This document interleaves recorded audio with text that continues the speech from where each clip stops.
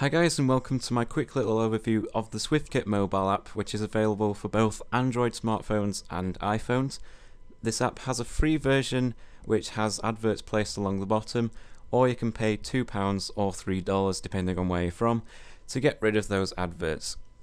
So as you can see on screen right now, it has quite a few features which also feature on the SwiftKit client. So what I'm going to do right now is I'll just show you each feature of the app and give you a little bit of insight as to what it's capable of. So first we've got stats lookup.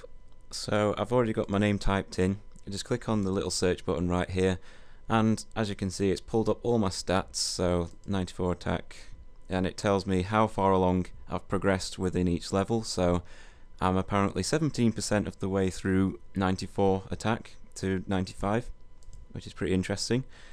And there's also a social bar along the bottom.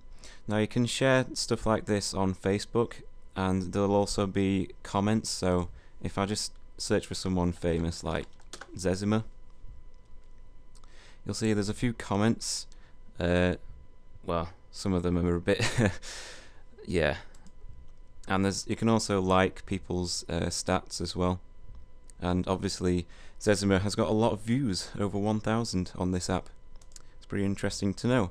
And also if you click back whilst you're on this screen, it'll come up with your search history, so I can just click on my name again to bring up my stats again. I'm awesome. Anyway, next feature, Adventurer's Log. I'll just show you mine again. And then it's a really nice screen, this. It just sort of tells you what each date is and what I did on that date. So today I got 86 Herblore, and I found a dragon helm from killing iron dragons the other day, and that's pretty useful as well. And it also has the search history if you click back whilst you're on that screen. So now I'll show you the skill calculators. If you type in your name at the top and then click the search button at the top, it'll retrieve all your stats for every skill.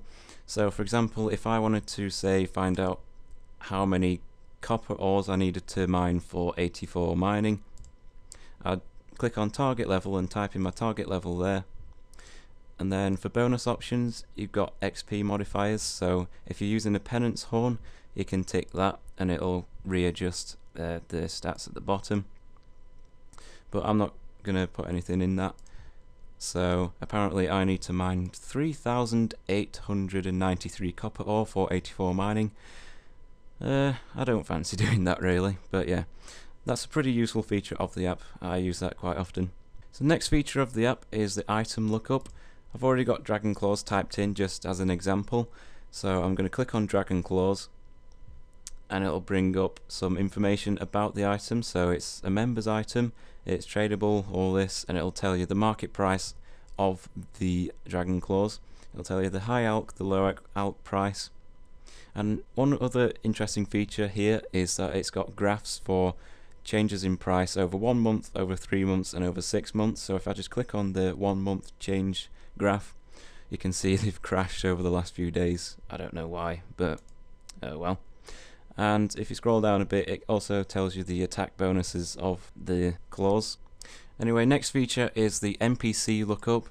Pretty self-explanatory. You can it's the same as the item lookup but for NPCs. So I've just typed in Bob, and I'm just going to click on Evil Bob, and it'll just sort of tell you some information about that NPC, or what's known at least. So then we've got the combat calculator. This is pretty useful. So if you type in your stats, or type in your name, sorry, and then it'll bring up your stats. It'll say I've got 94 attack, 90 defense, etc.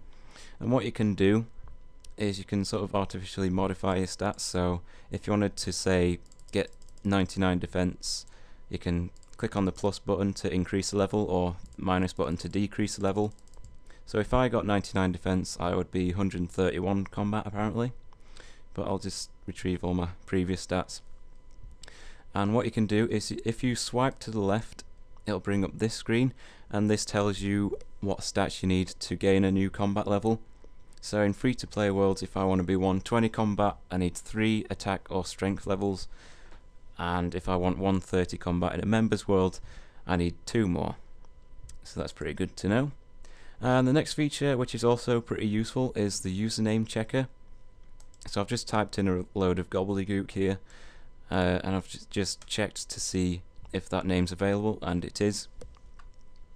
So if I type in my name, it'll obviously come up saying that the username is not available. This can take a while to do. Yeah, there you go. Sorry, but username is already taken.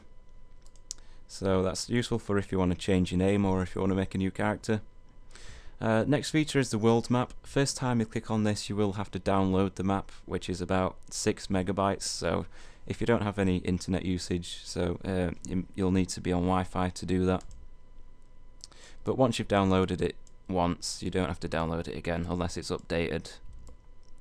So I can sort of browse around the entire map, and I can zoom in and I can zoom out as well. That's pretty cool, just to see where stuff is. And the next feature, which I use most often, is the RuneScape news feed. This has all the recent news on the RuneScape page, and it brings it to this app. So what you can do, if there is a new article, you can press the menu button and press refresh, and then it'll bring up new articles. So let's pretend that the Fish Flingers Improvements article is new. I can click on that and click on read full story, and then it'll bring up the full article for me to read, and it's pretty easy to read as well. So I'll just go back. That's pretty useful for if you're on the go and if you want to read up about an update if it's happened while you're out, so when you get home you can just jump straight into the update or whatever it is. So the next feature is the quest guides. Now these are links to the RuneScape wiki page, so you might need internet usage in order to use this.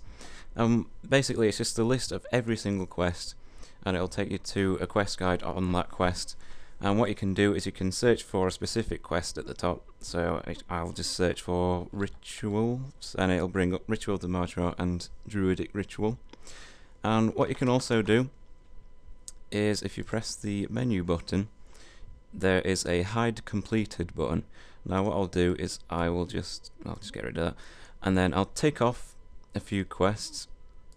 So let's just pretend I've done these few quests, and then I'll say hide completed, and it'll get rid of those quests, so it's easier to find quests that you've not done yet. So that's pretty cool. Oh, and also if there is a new quest that's come out, just press this update button at the bottom, and it will update the list of quests, and it'll bring up the new quest that's just come out. So the next feature is the skill guides. Again, these are just links to the RuneScape wiki pages for each skill, so I'm not going to go into detail on that. And there's also a quick link to the RuneScape forums in case you want to browse the forums on your phone whilst you're out. And that's it, that's all the features of the app. It's a great little app to have. I'd say it's a must-have if you have an Android phone or an iPhone. If this video has been useful at all, give us a thumbs up, and I'll see you in the next video.